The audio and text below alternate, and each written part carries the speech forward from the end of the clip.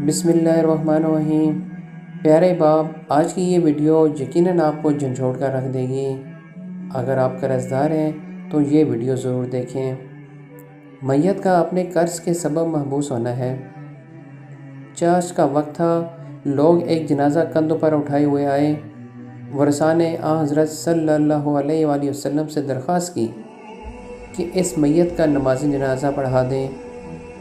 نبی کریم صلی اللہ علیہ وآلہ وسلم نے پوچھا کہ کیا تمہارے اس صاحب کے ذمہ کوئی قرض تو نہیں ہے؟ لوگوں نے کہا صرف 2 دینار قرض ہیں۔ حضور اکرم صلی اللہ علیہ وآلہ وسلم نے خود جنازہ پڑھانے سے انکار کیا اور فرمایا تم خود ہی اپنے صاحب کا جنازہ پڑھ لو۔ حضور صلی اللہ علیہ وآلہ وسلم مقروض آدمی کا نماز جنازہ نہیں پڑھا کرتے تھے۔ حضرت علی رضی اللہ تعالیٰ عنہ کو اندیشہ ہوا کہ کہیں یہ آدمی نبی کریم صلی اللہ علیہ وآلہ وسلم کی نماز کی برکت سے محروم نہ ہو جائے۔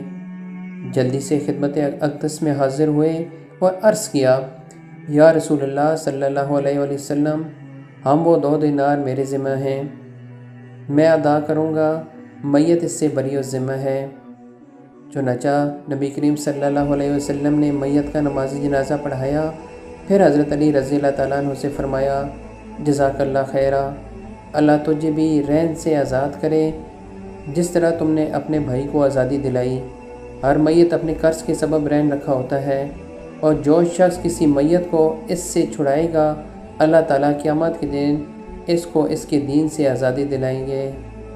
اللہ اکبر۔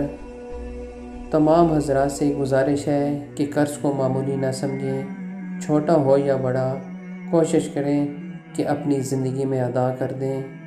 اللہ تعالیٰ ہم سب کو قرض جیسی لعنت سے نجات دلائے، آمین۔